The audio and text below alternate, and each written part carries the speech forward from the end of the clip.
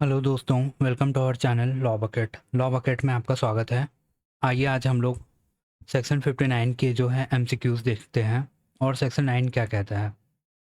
Section 59 ये कहता है कि the oral evidence to be direct. Question number अब हम लोग इसका देखते हैं। Question number 25 under section 59 document shall be proved by. पहला ऑप्शन है सेकेंडरी एविडेंस इनवेरिएबली, दूसरा ऑप्शन है primary evidence except in the cases herein after mentioned, option C oral evidence of the writer in all cases, option D electronic records exclusively। तो हम लोग जान रहे हैं तो इसका करेक्ट आंसर होगा option number B, primary evidence except in the cases hereinafter mentioned. आइए हम लोग इसका एक्सप्लेनेशन देख लेते हैं। लॉ का जनरल रूल यह है कि अगर आप किसी डॉक्यूमेंट्स के कंटेंट को प्रूव करना चाहते हैं तो आपको ओरिजिनल डॉक्यूमेंट यानी प्राइमरी एविडेंस कोर्ट में लाना होगा। कॉपीज या अन्य सेकेंडरी मेथड्स तभी यूज कर सकते हैं जब आप केस लॉ में दिए गए स्पेसिफिक एक्सेप्शंस में आते हों, जब आपका केस लॉ में दिए गए स्पेसिफिक एक्सेप्शंस में आता हो।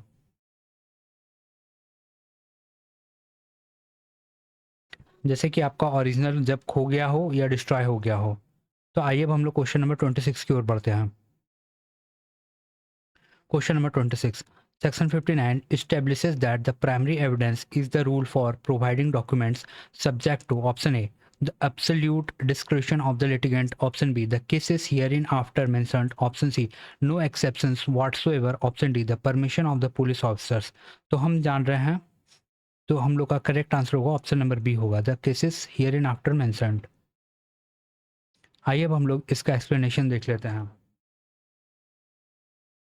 ये सेक्शन बेस्ड एविडेंस रूल को बताता है, यानी ओरिजिनल डॉक्यूमेंट हमेशा जरूरी है जब तक कि लॉ के बाद किसी एक्सेप्शंस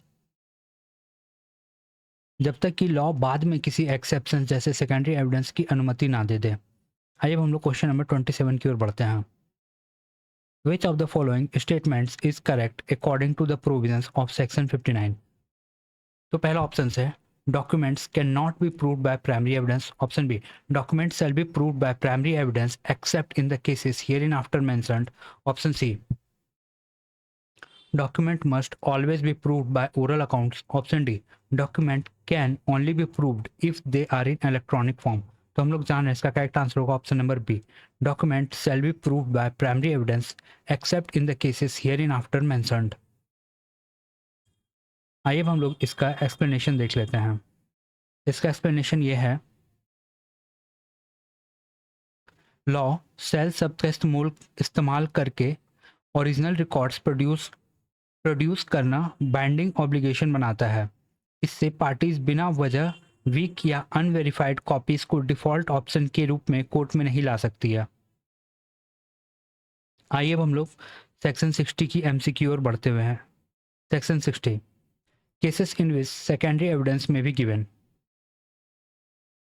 तो क्वेश्चन नंबर 28 है, secondary evidence may be given of a document when the original is shown or appears to be in the possession or power of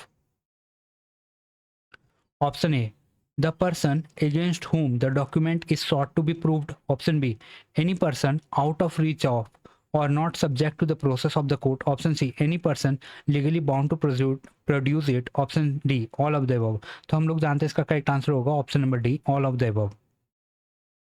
आइए हम लोग सेक्शन 28 का एक्सप्लेनेशन देख लेते हैं। अगर ओरिजिनल डॉक्यूमेंट आपके अपोनेंट के पास है या किसी ऐसे व्यक्ति के पास है जो देश के बाहर है और जिसे कोर्ट नहीं बुला सकती, या किसी ऐसे व्यक्ति के पास है जो लॉ के अनुसार उसे प्रोड्यूस करने के लिए बाध्य है लेकिन नोटिस मिलने के बाद भी वो नहीं लाता, तो आप फोटोकॉपी जैसे सेकेंडरी एविडेंस को यूज कर सकते हैं।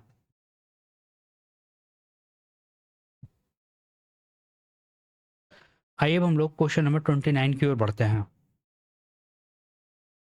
Under section 60 clause A, secondary evidence is admissible when the person holding the original does not produce it after पहला option oral warning by the police, option B the notice mentioned in section 64, option C a requested by any third party, a request by any third party, option D the filing of an affidavit by the public prosecutor। तो हम लोग जान रहे हैं इसका correct answer होगा option be the notice mentioned in section 64।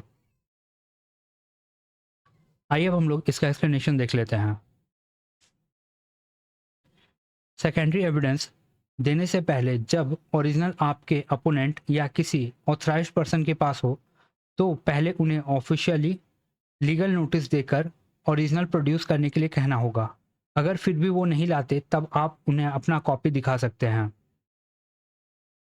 आइए हम लोग क्वेश्चन नंबर 30 की ओर बढ़ते हैं।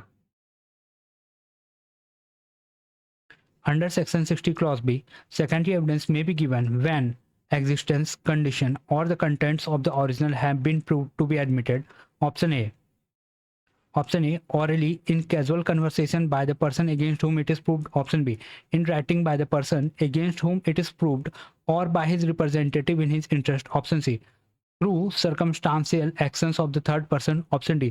By public at large. तुम लोग जाने इसका करेक्ट आंसर होगा option number B in writing by the person against whom it is proved or by his representative in interest। आइए अब हम लोग इसका एक्सप्लेनेशन देख लेते हैं।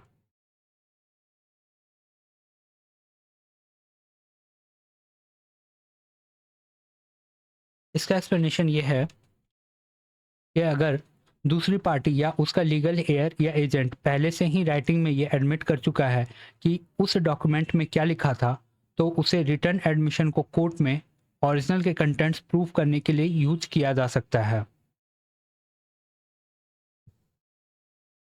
आइए हम लोग क्वेश्चन नंबर 31 की ओर बढ़ते हैं।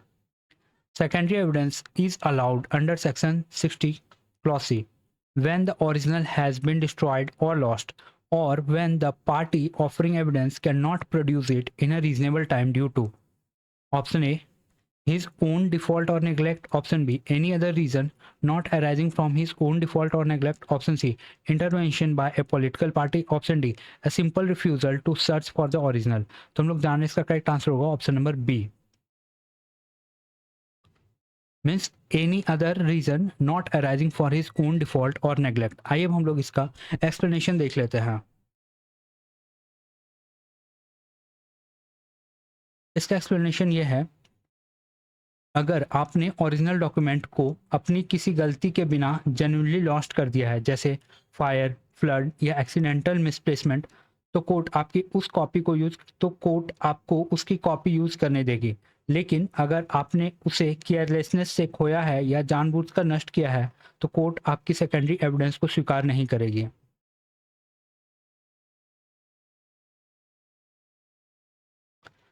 Question number 32 Section 60 Clause D allows secondary evidence to be given when the original, option A, is written in a foreign language, option B, is of such a nature as not to be easily movable, option C, it is kept in a secret government archive, option D, belongs to an uncooperative private company। तो आइए हम लोग इसका correct answer जानते हैं। इसका correct answer है option number B is of such a nature as not easily movable. तो इसका एक्सप्लेनेशन है हम लोग देख लेते हैं। अगर लिखाई किसी ऐसी चीज पर है जिसे कोर्ट में लाना संभव नहीं है जैसे stone monument, giant factory wall या हैवी टॉम्बस्टोन तो उसकी फोटो या कॉपी दिखाई जा सकती है।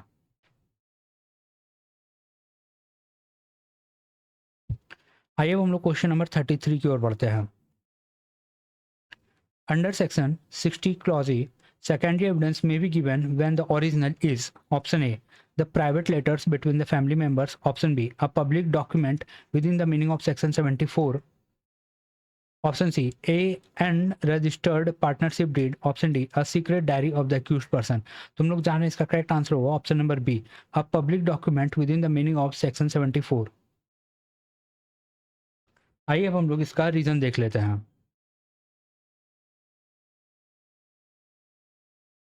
पब्लिक डॉक्यूमेंट जैसे बर्थ सर्टिफिकेट, लैंड रिकॉर्ड्स या कोर्ट जजमेंट सरकार की कस्टडी में सुरक्षित रहते हैं, इसलिए लॉ आपको उन्हें प्रूव करने के लिए सेकेंडरी एविडेंस को यूज करने की अनुमति देता है।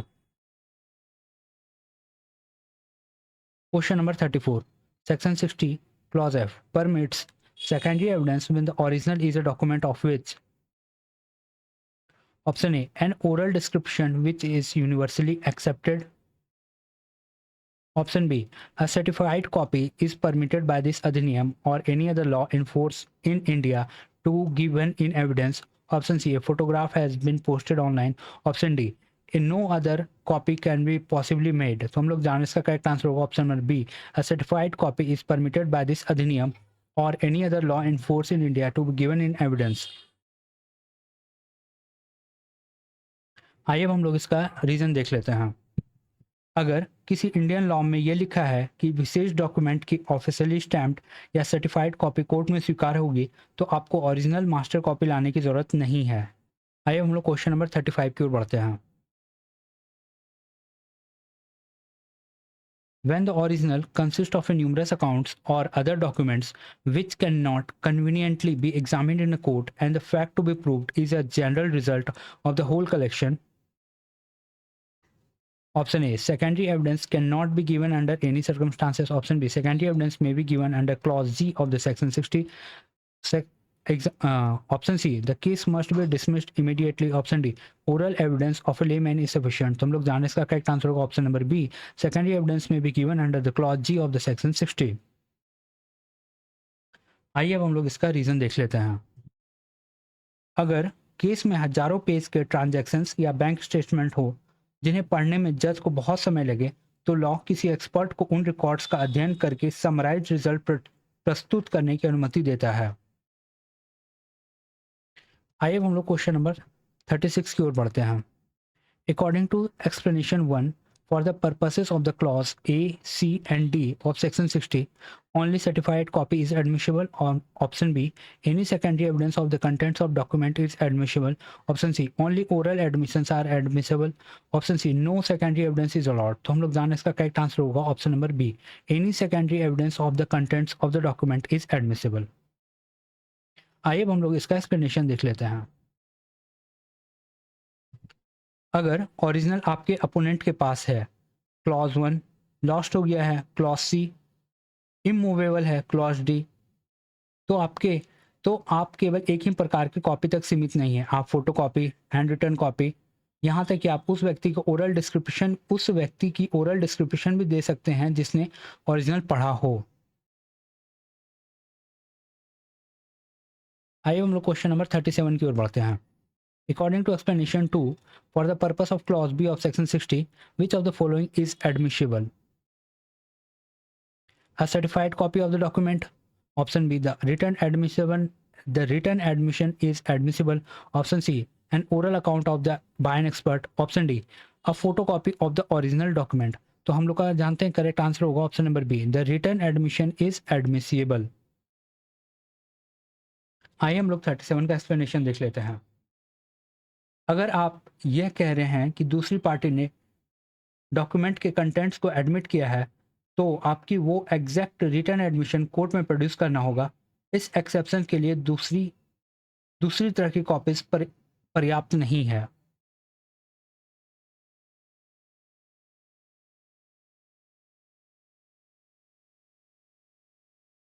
आइए हम लोग क्वेश्चन नंबर 38 की ओर बढ़ते हैं।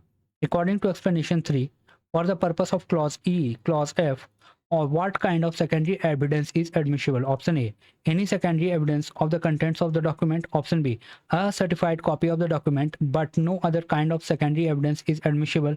Option C, oral accounts of the contents given by any person. Option D, a written admission by a representative in interest. तो हम लोग जान रहे हैं इसका करेक्ट आंसर होगा option number B, a certified copy of the document, but no other kind of secondary evidence is admissible. आइए अब हम लोग इसका एक्सप्लेनेशन देख लेते हैं। पब्लिक डॉक्यूमेंट्स या ऐसे रिकॉर्ड्स जिनके लिए लॉ सर्टिफाइड कॉपी की अनुमति देता है, वहाँ कोर्ट बहुत स्ट्रिक्ट रूल लागू करता है। आपको ऑफिशियल गवर्नमेंट स्टैम्प वाली सर्टिफाइड कॉपी ही लानी होगी, केवल फोटोकॉपी या अपने याददाश्त के आधार पर बयान देना स्वीकार नहीं होगा। आइए हम लोग क्वेश्चन नंबर 39 की ओर बढ़ते हैं। According to explanation 4, for the purpose of the clause G, evidence may be given for the general result of the documents by option A, any witness who has heard about the document. Option B, any person who has examined them and who is skilled in the examination of such document. Option C, The investigator or the police officer in charge of the case. Option D, the judge himself after independent search. तुम लोग जान इसका correct answer होगा option number B, any person who has examined them and who is skilled in the examination of such document. आइए अब हम लोग इसका एक्सप्लेनेशन देख लेते हैं.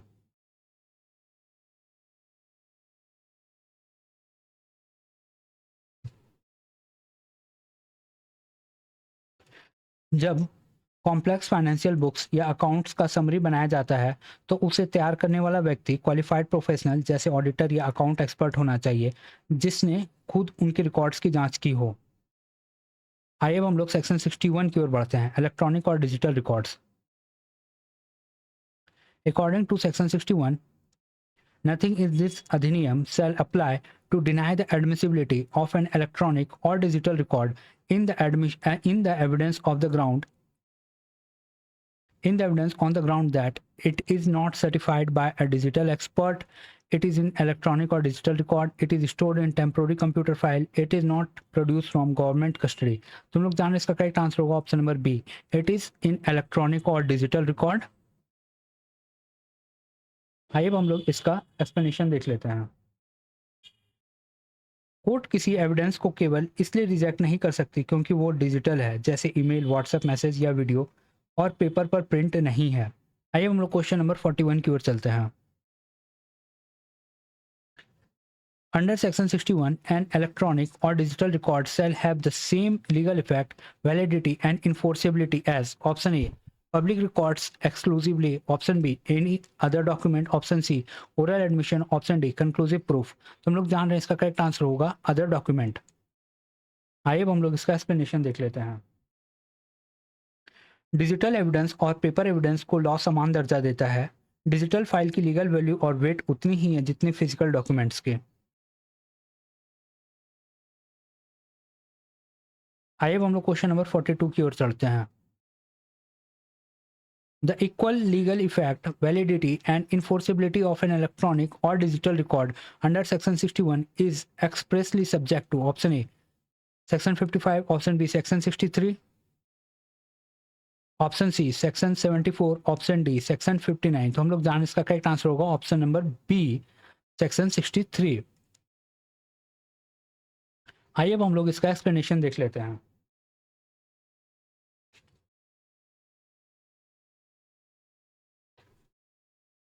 हालांकि डिजिटल फाइल्स भी पेपर डॉक्यूमेंट्स जितना वैलिड है, फिर भी कोर्ट उन्हें स्वीकार करने के लिए सेक्शन 63 में दिए गए स्पेसिफिक रूल्स और ऑथेंटिकेशन प्रोसीजर को पूरे करने होते हैं कि उन्हें कोर्ट में एडमिट कराया जा सके.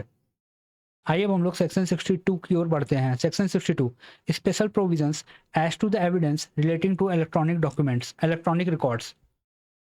Question number 43. Under section 62, the contents of electronic records may be proved in accordance to the provisions of option A section 55, option B section 59, option C section 63, option D section 74. तुम लोग जान इसका correct answer होगा section number 63, option C. आइए अब हम लोग इसका एक्सप्लेनेशन देख लेते हैं. ये सेक्शन एक डायरेक्ट साइन पोस्ट की तरह काम करता है. ये बताता है कि अगर आप किसी इलेक्ट्रॉनिक रिकॉर्ड जैसे एसएमएस, ईमेल या ऑडियो रिकॉर्डिंग के कंटेंट्स कोर्ट में देना चाहते हैं तो आपको सेक्शन 63 की पूरी सर्टिफिकेशन प्रोसीजर को फॉलो करना होगा. आइए हम लोग क्वेश्चन नंबर 44 की ओर बढ़ते हैं.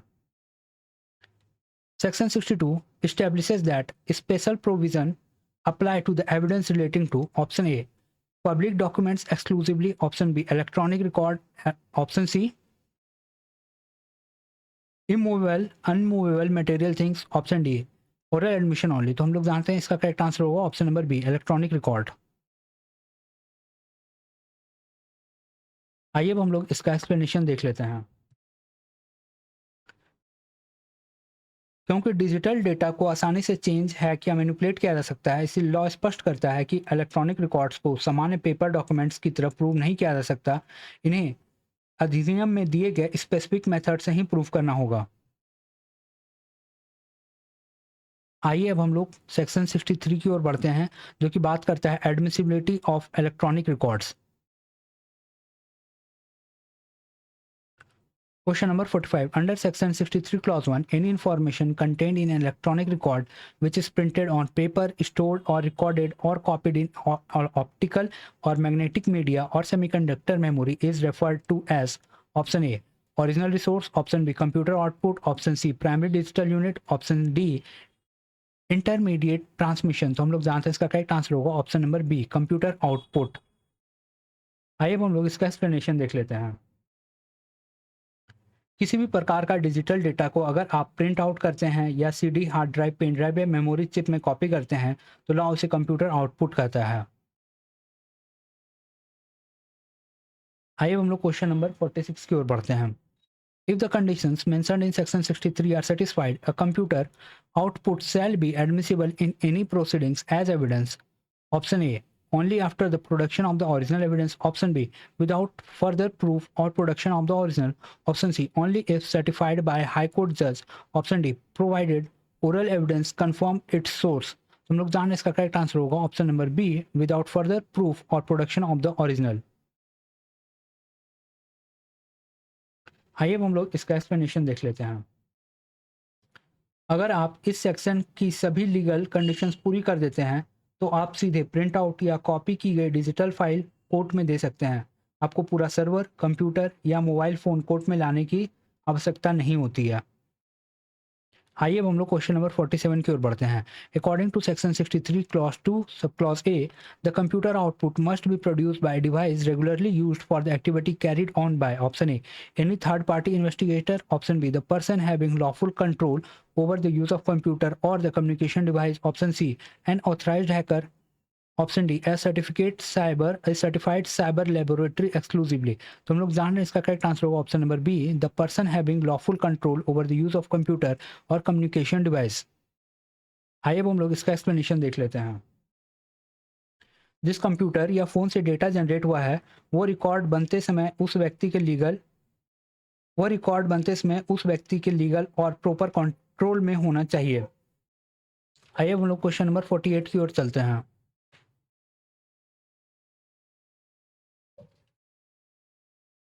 Under section 63 clause 2 sub clause B, during the relevant period the information contained in electronic record must be regularly fed in the device in the option A extraordinary course of the business, option B ordinary course of the said activities, option C discretion of the system administrator, option D presence of the expert witness।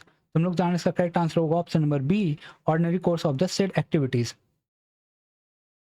आइए अब हम लोग इसका explanation देख लेते हैं।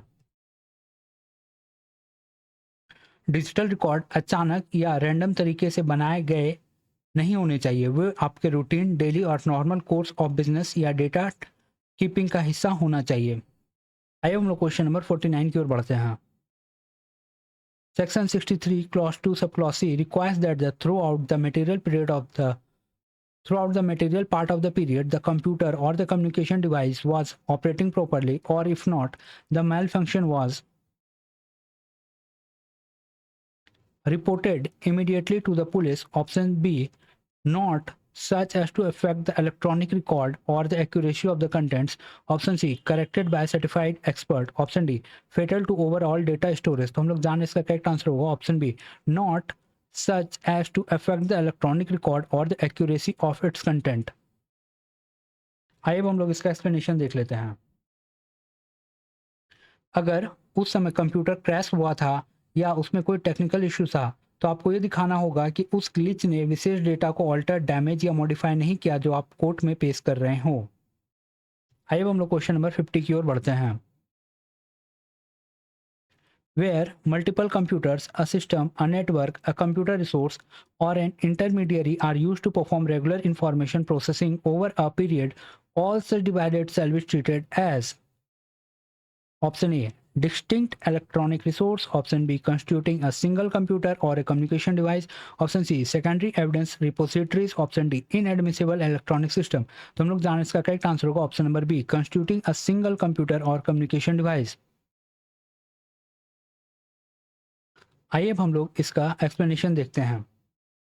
अगर आप डेटा कई ऑफिस कंप्यूटर्स, क्लाउड सर्वर्स या नेटवर्क से होकर प्रोसेस होता है तो लॉ इसे पूरे इंटरकनेक्टेड सेटअप को एक ही मशीन मानता है।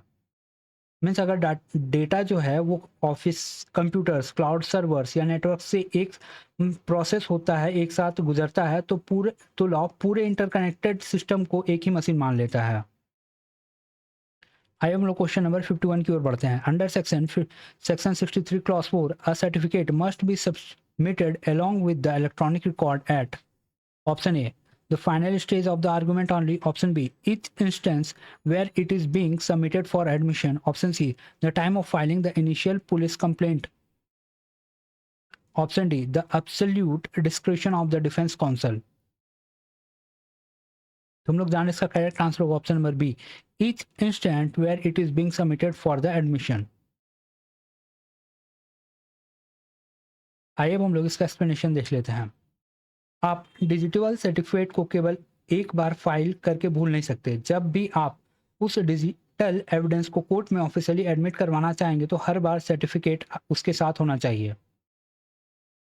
आइए हम लोग क्वेश्चन नंबर 52 की ओर बढ़ते हैं। According to section 63 clause 4 the mandate of the certificate includes option A identifying the electronic record containing the statement and describing the manner in which it was produced, option B translating the contents into local language of the court, option C giving personal biometric details of the accused person, option D stating the market value of the communication device used. तो हम लोग जान रहे हैं इसका correct answer होगा option number A identifying the electronic record containing the statement and describing the manner in which it is was produced। आइए हम लोग क्वेश्चन नंबर 52 का एक्सप्लेनेशन देख लेते हैं। सर्टिफिकेट में स्पष्ट रूप से यह लिखा होना चाहिए कि वो डिजिटल फाइल क्या है, जैसे स्पेसिफिक ईमेल या चैट बैकअप, और उस डिवाइस से प्रिंट आउट या कॉपी किया गया है, और उसे डिवाइस से प्रिंट आउट या कॉपी किया गया है। क्वेश्चन नंबर 53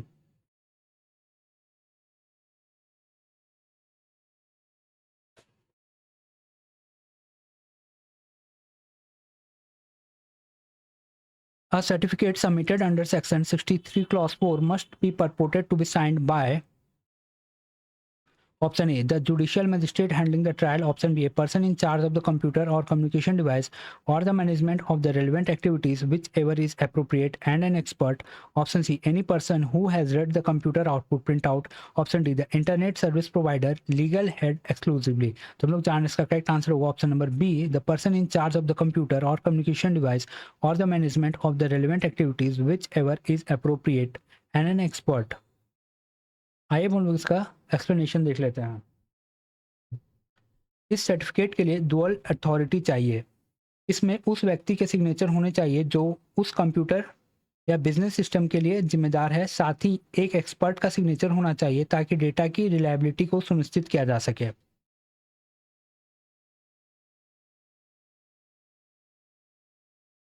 आइए हम लोग क्वेश्चन नंबर 54 की ओर बढ़ते हैं। Under section 63 clause 4 it is sufficient for matter to be stated in the certificate specified in the schedule to be absolute certainty of the technical expert, best of the knowledge and the belief of the person stating it, option C verification of the investigating police officer, option D satisfaction of the opposing litigating party। तुम लोग जान इसका correct answer होगा option number B best of the knowledge and belief of the person स्टेटिंग it. आइए हम लोग इसका correct explanation देख लेते हैं। सर्टिफिकेट पर साइन करने वाले व्यक्ति से परफेक्ट साइंटिफिक एक्यूरेसी की अपेक्षा नहीं की जाती, इतना पर्याप्त है कि उसने जानकारी और विश्वास के अनुसार ईमानदारी से जानकारी दी हो। आइए हम लोग क्वेश्चन नंबर 55 की ओर बढ़ते हैं। According to section 63 clause 5 subclause A, information is taken to be supplied to a computer or communication device whether it was supplied directly or option A intercepted by the state authorities, option B with or without human intervention by the means of appropriate equipment, option C published in an open source public forum, option D formally certified by a software engineer beforehand। तुम लोग जाने इसका correct answer होगा option number B with or without human intervention by means of any appropriate equipment। आइए अब हम लोग इसका एक्सप्लेनेशन देखते हैं। इससे कोई फर्क नहीं पड़ता कि डेटा किस इंसान ने मैन्युअली टाइप किया था या किसी मशीन या सेंसर ने अपने आप भेजा था, जैसे ऑटोमेटेड लॉग या सीसीटीवी स्ट्रीम। लॉ दोनों को ही वैलिड सप्लाई डेटा मानता है।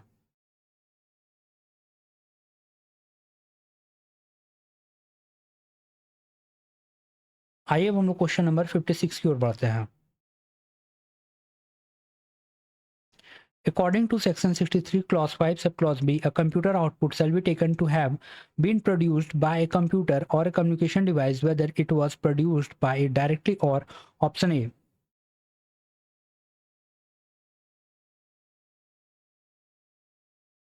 intercepted via unauthorized data packets, option B, with or without human intervention by means of appropriate equipment or by any other electronic means as referred in clause A to E of subsection 3.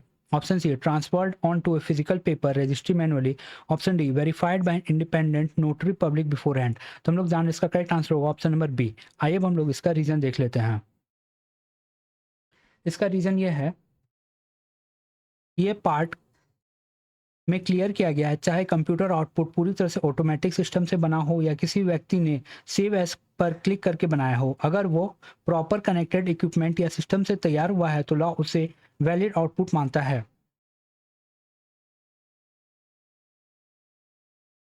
तो thank you guys, video में यहाँ तक बने रहने के लिए। हम लोग सेक्शन 64 से जो है एमसीक्यू अगले वीडियो में देखेंगे। तो thank you guys, keep watching, keep learning.